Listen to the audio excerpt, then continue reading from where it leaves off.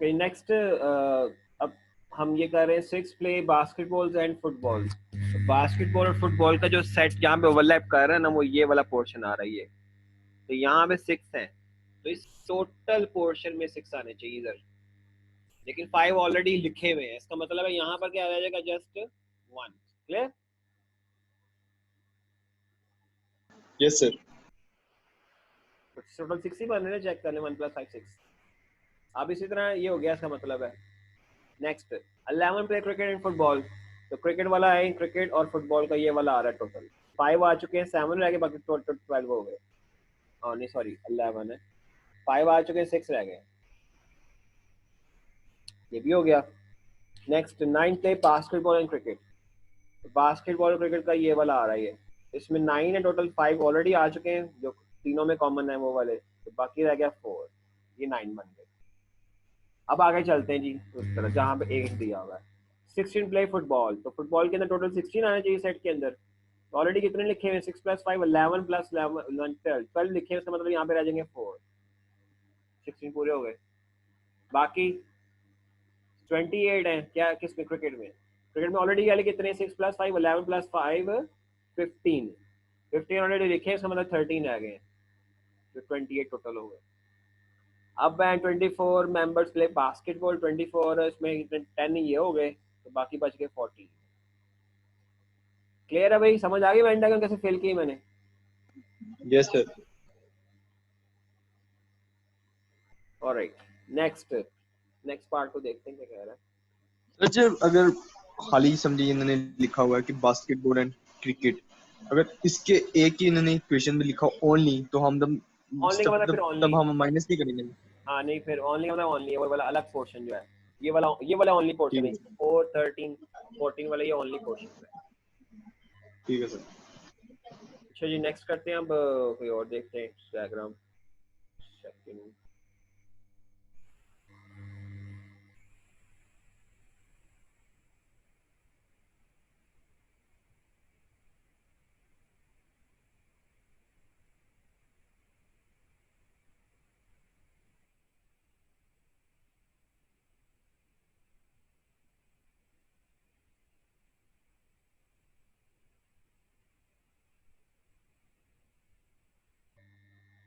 ये second part में क्या रहा है, hence work out the total number of members in the club।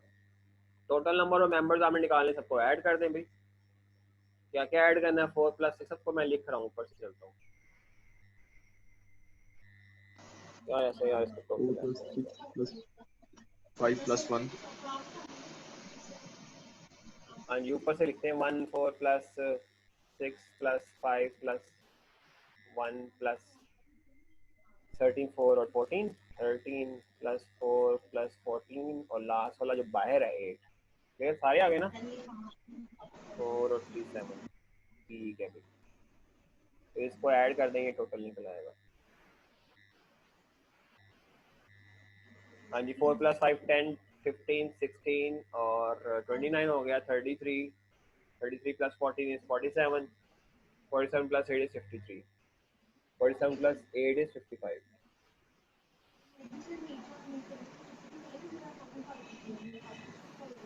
so answer is 55।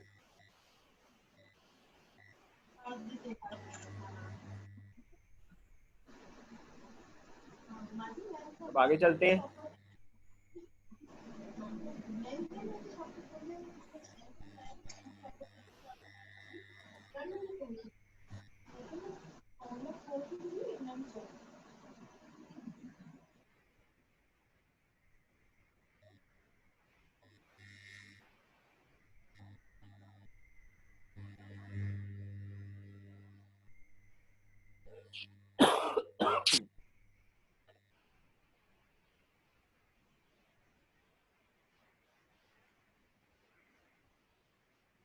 Part B ये कह रहे हैं, in other sports club the members of sorry number of members playing cricket, sorry क्या कह रहा है, the number of members playing basketball cricket and football are shown in the Venn diagram below. ठीक है, ये उसने फिर खुद ही किया हुआ है, ये अलग क्रिकेट क्लब है, वो वाला नहीं है। तो find the number of F complement, F के अलावा, ये एफ क्या चीज है, ये वाला सारा, इसके अलावा यानी एफ निकाल दो, ये मैं निकाल रहा हूँ, निकाल दिया। इसके अलावा क्या क्या लिखा हुआ आपको नजर आ रहा है? 420 सारे एलिमेंट्स ऐड कर दें,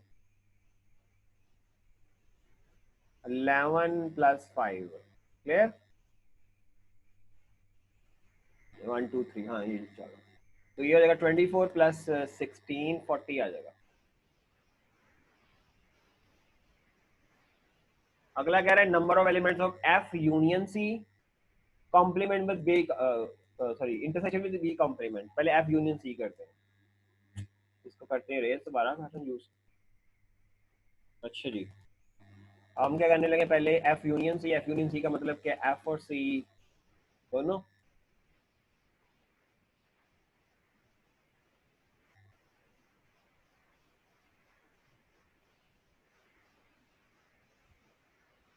हाँ जी, ये हो गया हमारे पास एफ यूनियन सी। आप क्या करना आगे, इसका इनका इंटरसेक्शन करना बी कॉम्प्लीमेंट के साथ। पहले बी कॉम्प्लीमेंट में देखेंगे क्या आ रहा है।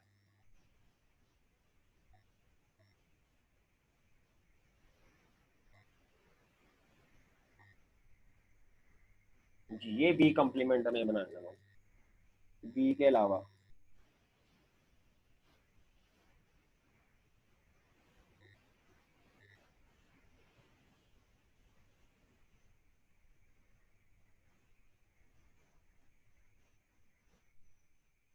अब आप खुद देख सकते हो कहाँ पे इंटरसेक्शन हो रही है, वो है असल में जहाँ पे कलर दोनों ओवरलैप कर रहे हैं, तो वही हमारा आंसर है।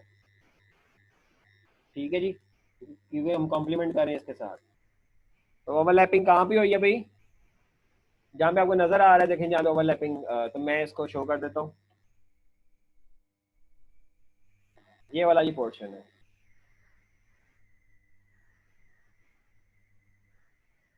इंटरसेक्शन करने से ये ले रहे हैं।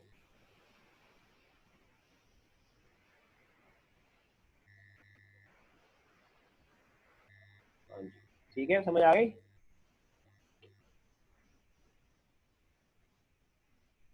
ये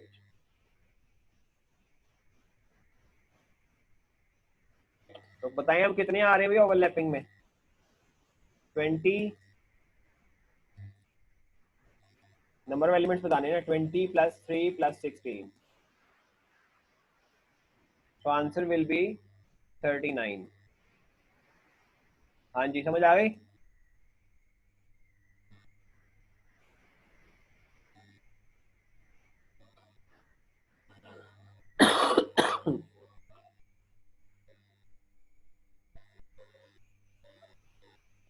सर खाली 3 नहीं लिखेंगे? क्यों, अभी तो खाया तो सारा पोर्शन है जो ओवरलैप कर रहा था, जो मैंने अभी सर इसने खाली क्या है, फाइंड एन कि कितनी वैल्यूज से आई हैं।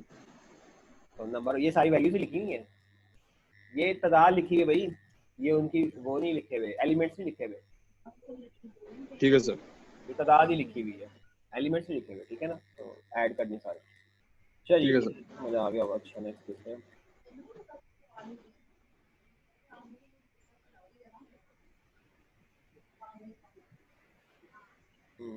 ये वाला एक कर लेते हैं क्वेश्चन।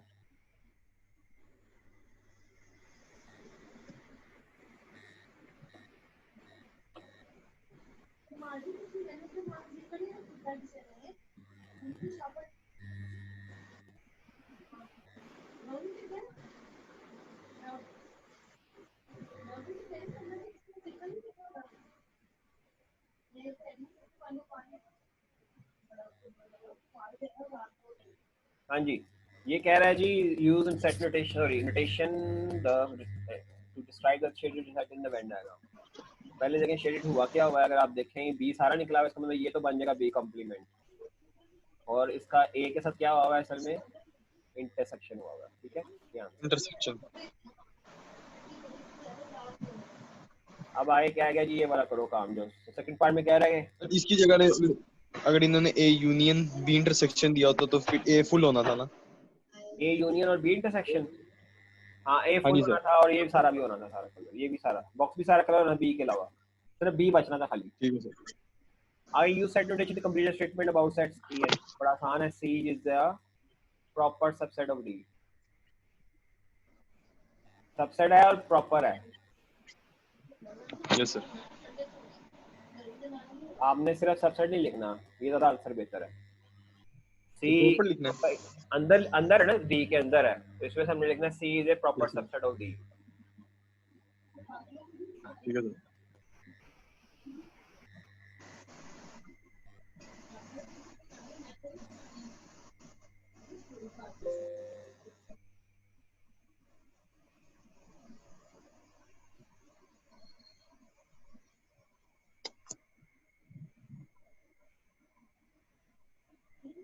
चलो ये वाला करते हैं 28।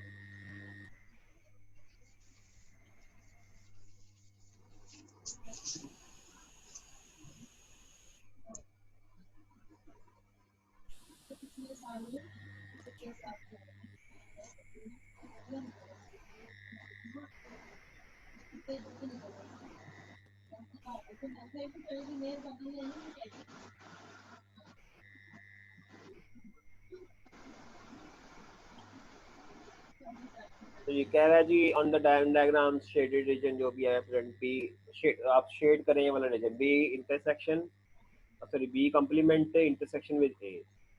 पहले बी इंटरसेक्शन निकाल लेते हैं हम। बी कंप्लीमेंट मतलब बी के अलावा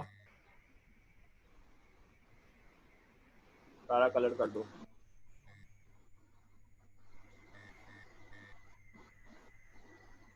ठीक है जी, ये हो गया बी कंप्लीमेंट हो गया।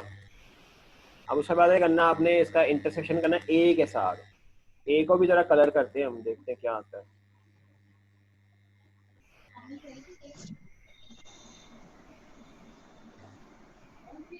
ए को सारा कलर कर दिया।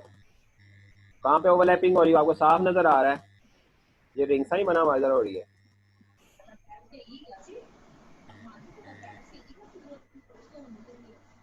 जो ओवरलैपिंग वाले पोर्शन को एक दफा आप कर दें कलर, तो ये वाला बन रहा है।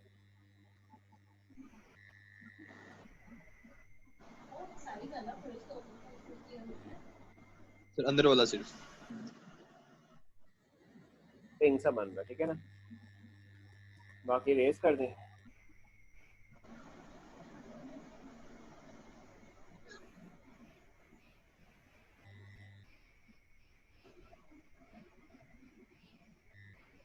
चलो ठीक है, ठीक है भाई, समझ आ गई? ये जी यस सर। आगे कह रहा है पार्ट बी में हियर इज सम इंफॉर्मेशन। अच्छा ये पार्ट बी कैसा है?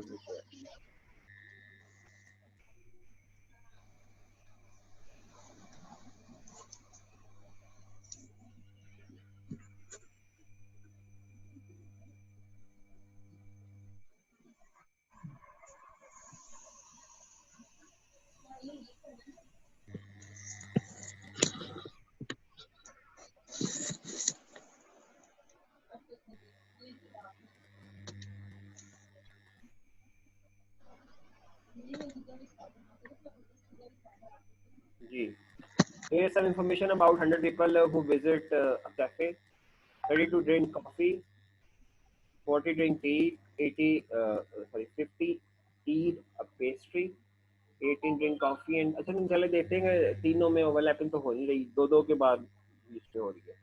तो पहले यहाँ से शुरू करें, उल्टा चलना होता है, दो दो वाले पहले से। 21 ड्रिंक टी एंड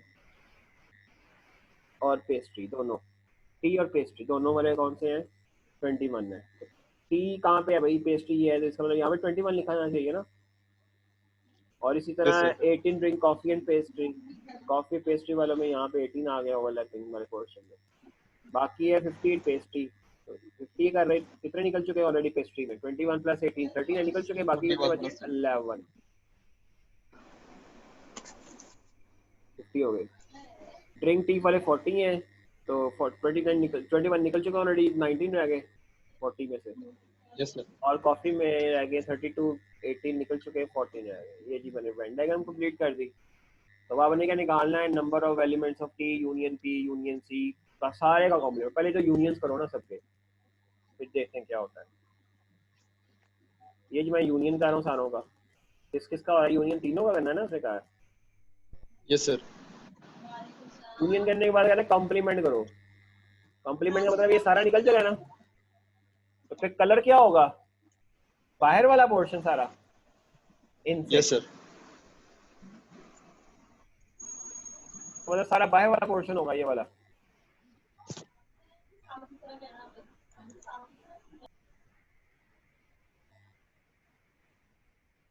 पेपर हम सारा शेड करने की जरूरत नहीं होती, हम जल्दी जल्दी करते हैं, सिर्फ समझाने के लिए कर रहा हूँ, ठीक है ना, ताकि अंडरस्टैंडिंग की दफा हो जाए, फिर आप जल्दी जल्दी कर लो काम। अच्छा जी, तो ये सारा था पोर्शन। अब मुझे बताएं कि इसमें नंबर ऑफ एलिमेंट्स कितने रह गए भाई? कोई भी एलिमेंट नहीं है, होना चाहिए भाई, क्यों नहीं होना चाहिए? पहले चेक करो ना, सबको ऐड करके 100 के इक्वल तो नहीं ना आ रहे, 100 से कम होने चाहिए ना। तो फर्स्ट करें जो है ना, ये वो है जो एक्स है जो हमने निकालना है, तो सबको ऐड कर दें, लिखे एक्स प्लस क्या है जी, 19 प्लस 21 प्लस 11 प्लस 18, ठीक है, प्लस 14 इक्वल टू 100। तो ये कितना आ जाएगा, 40 प्लस 29, 69, 16 प्लस 14 83। 83 हो जाएगा जी। तो 83 वहाँ ले जाए, 100 एक्स आ जाएगा, 100 माइनस 83, 17। Answer is 7, 17। ये है जी नंबर ऑफ एलिमेंट्स, जो ये चीज कह रहा था, ठीक है। Yes sir. ये ऐसे लोग हैं जिन्होंने पार्ट ही नहीं लिया, यानी कि कैफे में कुछ भी नहीं खाते हैं यार। नाइदर है सर, नाइदर ना।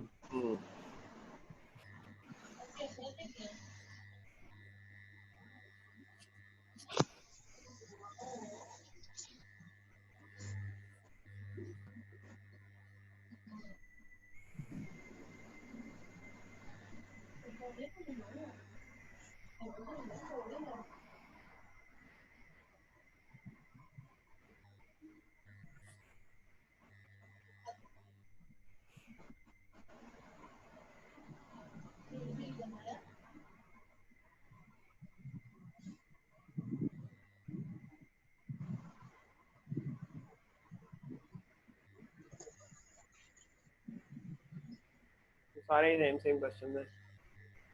मैं चाह रहा था कि मुझे नहीं निकलता, कोई मिनिमम बता दे, मैक्सिमम।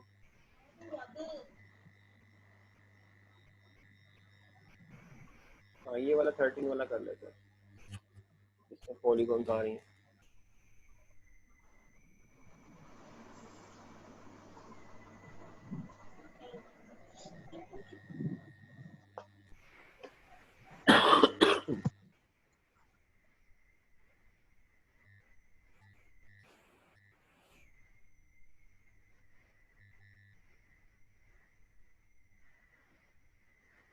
अच्छा, ये क्वेश्चन में कह रहा हूँ, Venn diagram suppose shade the region A union B intersection.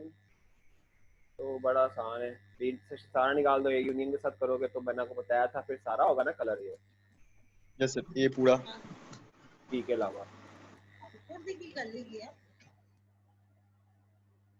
This is your answer.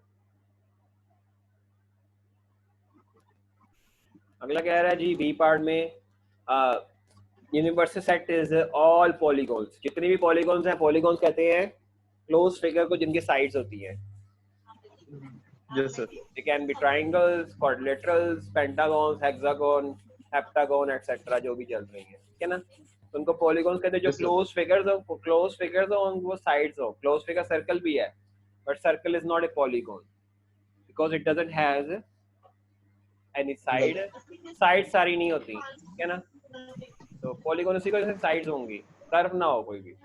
और ऑल क्वाड्रिलेटरल्स का मतलब 4 साइड फिगर्स हैं, और ऑल रेगुलर पॉलीगॉन्स का मतलब है ऐसी पॉलीगॉन जिनकी साइड बराबर होती है, और एंगल बिटवीन द पॉली जो भी हैं एडजेसेंट साइड वो भी इक्वल होते हैं, इनको बोलते हैं वो रेगुलर पॉलीगॉन।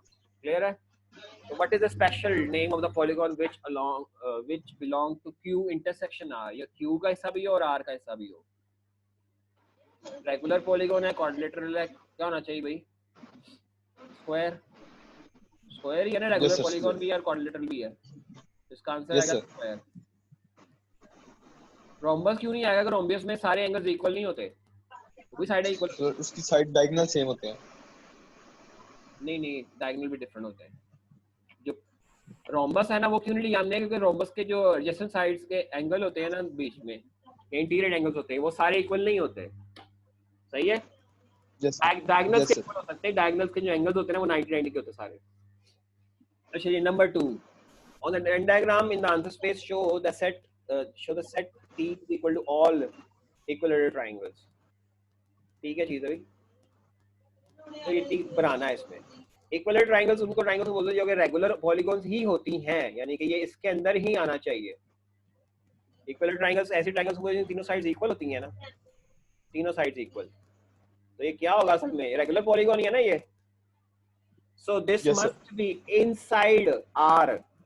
इसका मतलब ये कहाँ बनेगा T? डी के अंदर। R के अंदर बनेगा। This is T। क्लियर?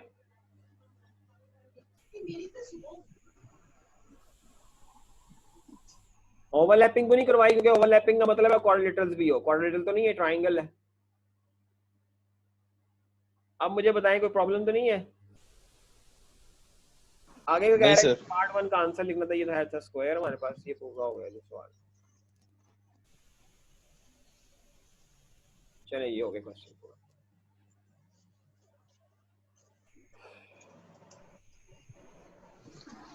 बाकी जो 2-3 क्वेश्चंस रह गए ना वो कल इंशाल्लाह करेंगे। वो जो है क्या कहते हैं, कुछ रह गए ना वेन डायग्राम में, जैसे क्वेश्चन में कहते हैं मैक्सिमम कितने डाल सकते हैं, मिनिमम कितने डाल सकते हैं, इस तरह के क्वेश्चंस भी होते हैं उसमें। वो इंशाल्लाह कल करेंगे, और इसके अलावा हम नेक्स्ट टॉपिक स्टार्ट करेंगे कल ही। ठीक है जी, मैं बता ठीक है रहा सर। हूँ हमारा जो टॉपिक है नेक्स्ट,